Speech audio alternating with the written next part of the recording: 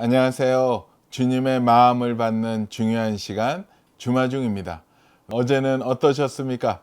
어저께 멋지게 또 아름답게 하루 보내셨겠죠? 요즘 진짜와 가짜가 너무나도 헷갈리게 같이 있는 것 같아요. 그래서 진짜를 잘 구분하는 법도 정말로 필요한 능력이 아닐까 생각을 합니다. 우리가 진짜인지 가짜인지를 구별하는 중요한 말씀이 있는데요. 오늘 이 말씀으로 우리를 한번 비춰보는 하루 되었으면 좋겠습니다. 오늘 주시는 주님의 마음은요, 요한복음 13장 34절 35절 말씀입니다. 새 계명을 너희에게 주노니 서로 사랑하라. 내가 너희를 사랑한 것 같이 너희도 서로 사랑하라. 너희가 서로 사랑하면 이로써 모든 사람이 너희가 내 제자인 줄 알리라. 아멘. 한 번 더 보겠습니다. 새 계명을 너희에게 주노니 서로 사랑하라. 내가 너희를 사랑한 것 같이 너희도 서로 사랑하라. 너희가 서로 사랑하면 이로써 모든 사람이 너희가 내 제자인 줄 알리라. 아멘. 이번에는 새번역 버전입니다. 이제 나는 너희에게 새 계명을 준다. 서로 사랑하여라. 내가 너희를 사랑한 것 같이 너희도 서로 사랑하여라. 너희가 서로 사랑하면 모든 사람이 그것으로서 너희가 내 제자인 줄을 알게 될 것이다. 아멘. 네, 쉬운 성경 버전입니다. 내가 너희에게 새 계명을 준다. 서로 사랑하여라. 내가 너희를 사랑한 것 같이 너희도 서로 사랑하여라. 너희가 서로 사랑하면 모든 사람이 너희가 내 제자인 줄 알 것이다. 아멘. 이 말씀과 함께 보면 좋은 책이 있어서 소개시켜 드리려고 합니다. 한옥 목사님의 새로운 책인데요. 사라질 때까지 기도하라 입니다. 걱정, 근심, 화, 불안 등등 우리의 삶에서 부닥치는 여러 가지의 키워드를 가지고 기도에 대해서 풀어주고 계십니다. 기도에 대해서 궁금하셨고 언제까지 기도해야 되는지, 어떻게 해야 기도 응답을 받아야 되는지 궁금해 하셨던 분들, 이 책을 보면 정말로 큰 도움이 되실 거라고 생각을 합니다. 오늘 이 책을 통해서 나눌 글은요, 예수님의 찐 제자 구별법. 분노하는 데 힘쓰지 말고 사랑하는 데 힘쓰라. 일본 나가사키 성자 나가이 다카시 박사 이야기를 하려고 한다. 2차 대전 당시 일본 나가사키에 원자폭탄이 떨어졌을 때 20만 명에 가까운 사람들이 목숨을 잃었고 그 중에는 다카시 박사의 아내도 포함되어 있었다. 다카시 박사 자신도 원자병에 걸려 이후 6년을 앓다가 두 아이를 남기고 세상을 떠나게 된다. 어지간한 사람 같으면 원자폭탄을 투하한 미국을 증오하고 한을 품었을 텐데 다카시 박사는 그렇지 않았다. 그가 세상을 떠나기까지 살아낸 6년의 시간은 믿음으로 인생의 한을 극복한 아름다운 크리스찬의 모범이었다. 다카시 박사는 이웃들의 도움으로 세워진 소박한 목조 단칸방, 겨우 두세 사람이 간신히 서 있을 정도의 좁고 초라한 방에서 두 자녀와 함께 생활했는데 그는 원자병과 투병하느라 하루 종일 거의 누워 지냈다. 그는 그 좁은 방에서 의학 연구도 하고 원고도 쓰고 그림도 그리며 자신과 아이들의 생활비를 벌었다. 그의 20여 권의 책도 그렇게 누운 채 저술한 것이다. 그는 자신을 찾아오는 수많은 사람들에게 성경 말씀과 평화의 가르침을 전했다. 보통 사람의 20%도 안 되는 체력으로 살아야 했으니 보통 어려운 일이 아니었을 것이다. 또한 다카시 박사는 전쟁으로 거칠어진 어린이들의 마음을 조금이라도 넉넉하게 하고자 사제를 털어 어린이들을 위한 도서실을 만들었다. 또 원자폭탄이 떨어졌던 들판을 꽃피는 언덕으로 만들자며 신문사에서 보내온 돈을 전액 기부해 나가사키 시내 곳곳에 1000그루의 벚나무를 심기도 했다. 자신의 상처에 매몰되지 않고 다른 사람들을 섬기는데 남은 인생의 시간을 썼던 그의 모습을 통해 우리는 세월을 아끼는 크리스찬의 모범을 볼 수 있다. 그가 투병했던 6년 동안 일본의 천황은 물론 헬렌 켈러와 같은 세계적인 인사들이 차례로 그를 찾아와 존경을 표했다. 다카시 박사는 체력이 달렸지만 찾아오는 사람들을 기쁘게 맞으려고 최선을 다했다. 그가 사람들에게 항상 강조했던 메시지는 이것이었다. 내 이웃을 내 몸처럼 사랑하라. 미워하는데 인생의 힘을 낭비하지 말고 사랑하고 용서하고 축복하는데 애쓰는 것, 그것이 바로 믿음으로 한을 이기는 성도의 삶이다. 다카시 박사는 무서운 나가사키 비극에 대해 원망과 저주가 아닌 참회와 감사의 해석을 했다. 그는 일본이 원자폭탄의 피해자임을 호소하기 전에 이 전쟁의 원인을 제공한 책임을 져야 한다고 선언해서 모두를 놀라게 했다. 이 아름다웠던 나가사키를 잿더미 언덕으로 변하게 한 것이 누구인가? 바로 어리석은 전쟁을 일으킨 우리 일본인들이다.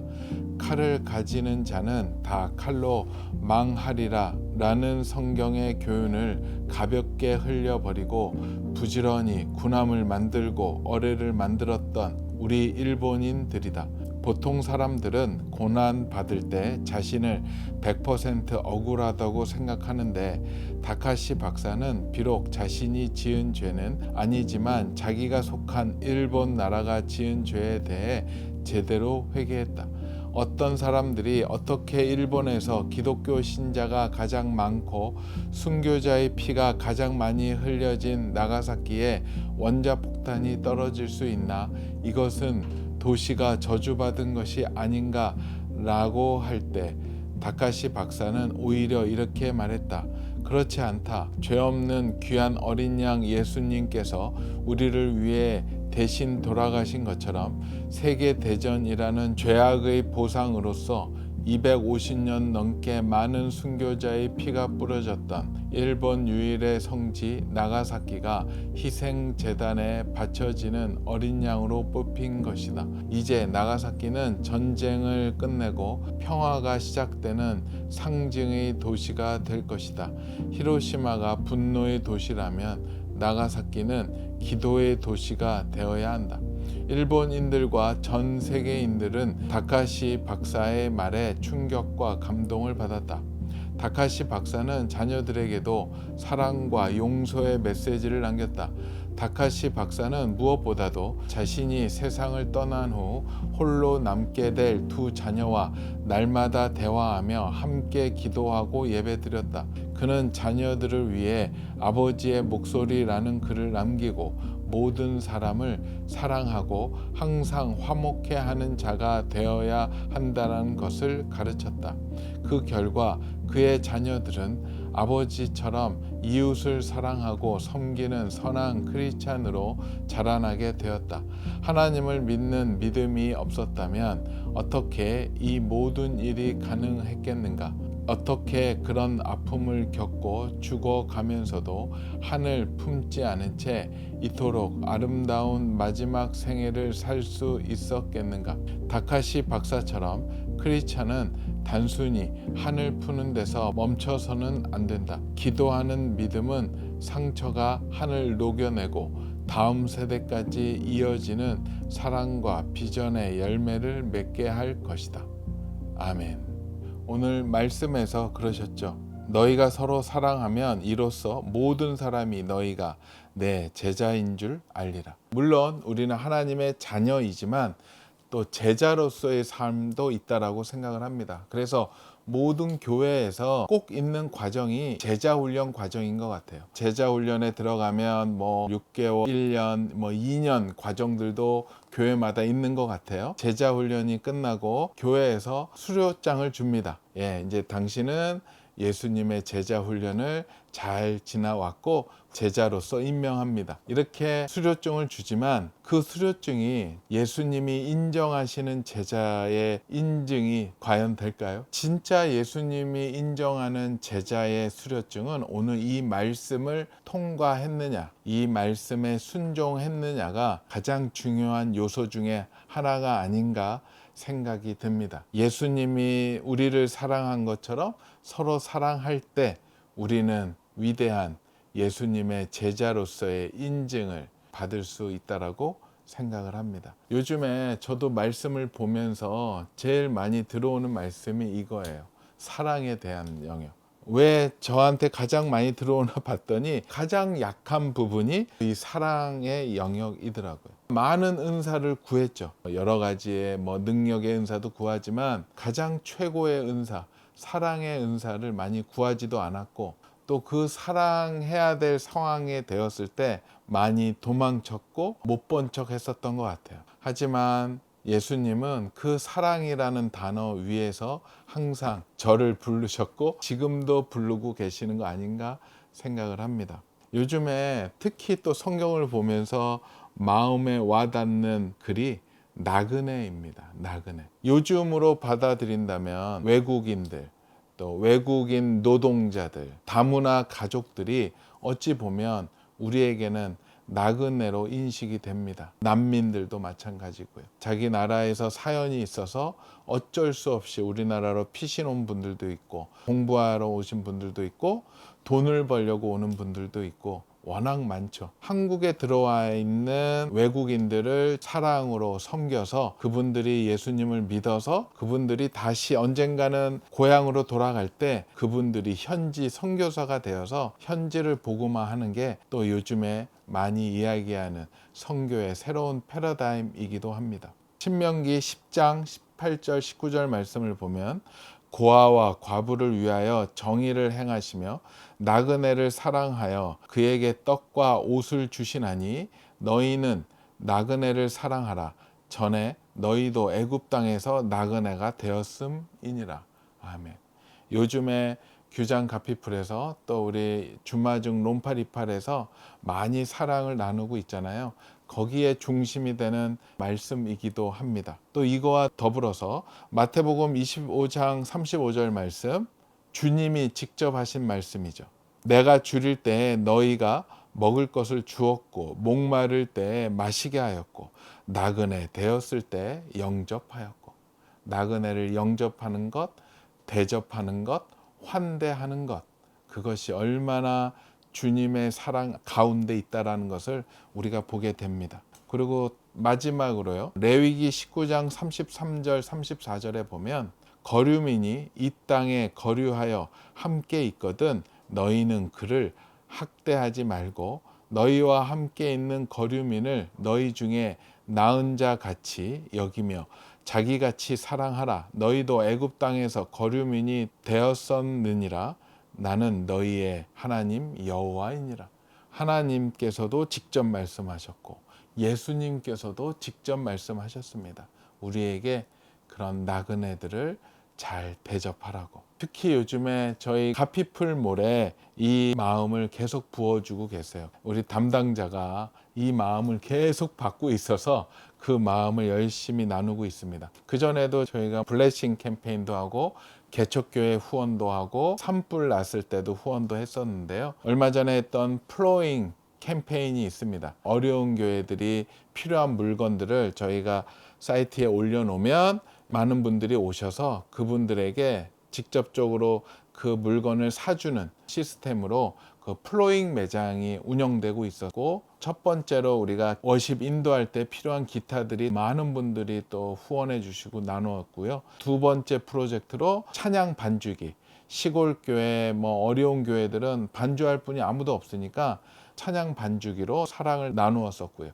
지금도 계속 유지되고 있습니다.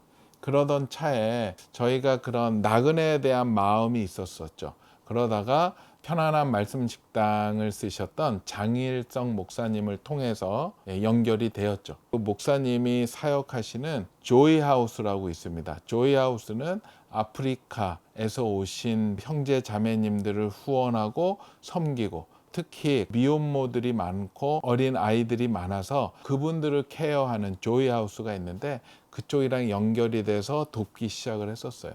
너무나도 좋은 열매가 맺혀졌고 사랑을 나누게 되었고, 그렇게 이제 나누다 봤더니 더 많은 나그네들이 보이기 시작을 했었던 거예요. 하나님께서 계속 붙여주셨어요.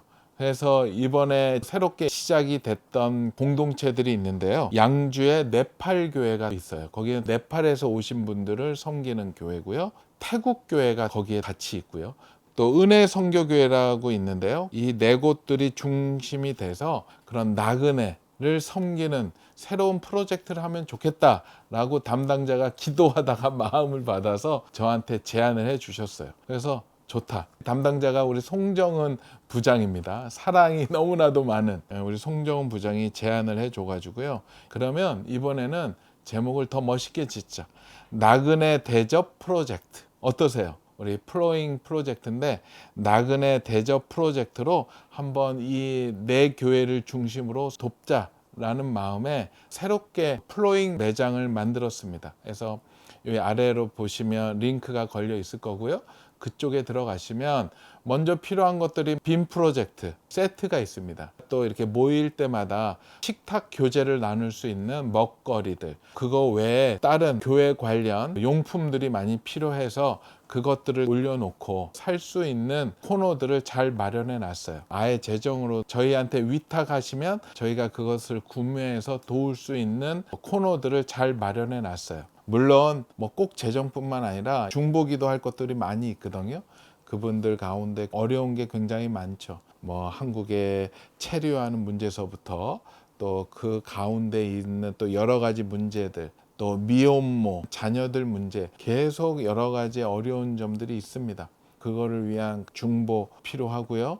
이렇게 봉사해주는, 섬겨주는 손길도 필요한데요. 일단은 이런 물품들이 우선적으로 필요해서 새롭게 매장을 만들었습니다. 저는 요즘에 이 주마중을 통해서 뭐 세움을 돕는다든가 대학을 세운다든가 또 우리 케냐에 교회를 세우는 거를 나눌 때마다 너무나도 뿌듯하고 하나님께 쓰임 받는다라는 생각을 가지고 있습니다. 이번 나그네 대접 프로젝트도 우리가 함께 나아간다면 너무나도 행복하지 않을까 생각이 듭니다. 여러분들 꼭 기도해 보시고 그 매장 한번 보시면 자세한 또 안내도 있고 상황들도 나와 있으니까는요. 함께 보시고 이렇게 흘려 보내 주시고, 개인도 좋고요. 교회도 좋고, 교회 안에 셀이든 그 구역에서 사랑을 함께 나누어 주는 것도 너무나도 좋지 않을까 생각이 듭니다. 예수님이 새 계명을 우리에게 주신다고 하셨습니다. 예수님의 직접 말씀하신 거이기 때문에 정말로 중요하다고 생각을 합니다. 여기에서 계명은 이제는 우리의 선택 사항이 아니라 하나님의 명확한 명령입니다. 좋고 싫고 선택할 문제가 아니라 하나님의 자녀이고 예수님의 제자라면 꼭 받들어야 될 명령이겠죠. 바로 그 새 계명이 내 이웃을 사랑하라는 겁니다. 예수님의 제자가 되는 기준은 사랑의 그 통로를 통과하지 않으면 인정받을 수 없기에, 물론 이렇게 플로잉 매장에 함께하는 것도 사랑일 수 있겠지만 이것만은 아니죠.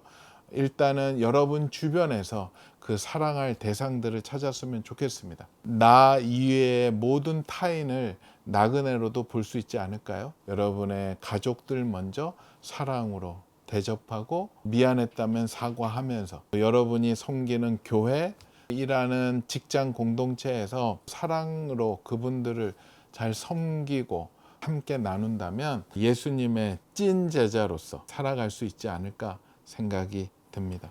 우리 주마중 식구들은 어떠세요? 주님께 인정받으실 수 있으시겠어요? 서로 사랑하고 계세요? 여러분 주변에 정말 사랑해야 될 나그네가 누군지 한번 뒤돌아보면서 그분들을 잘 섬기는 우리 주마중의 모든 식구들이 되었으면 좋겠습니다. 본문 가운데 좋은 글 있어서 잠깐 나누겠습니다. 그가 투병하던 6년 동안 일본의 천황은 물론 헬렌 켈러와 같은 세계적인 인사들이 차례로 그를 찾아와 존경을 표했다.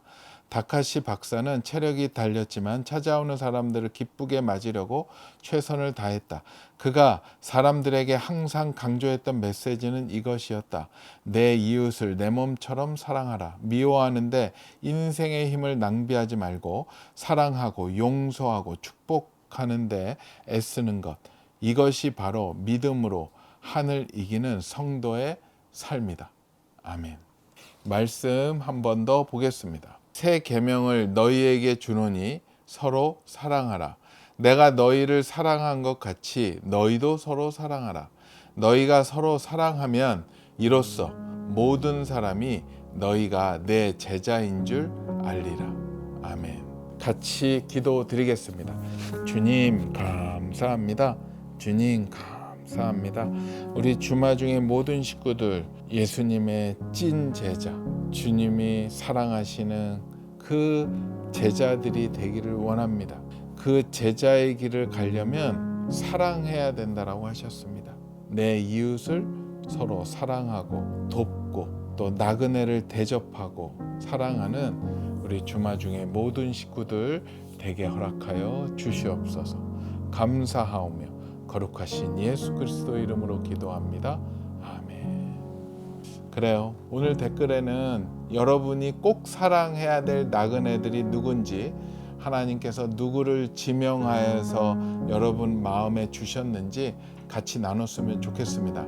기도하시고 또 지금 여러분이 섬기고 있는 그 나그네들 알려주시면 함께 기도하고 이런 나그네들도 있구나, 이렇게 어려운 분들도 있구나 라고 생각하면서 같이 그 나그네를 섬기는데 동참할 수 있지 않을까 생각이 듭니다. 오늘도 블레싱.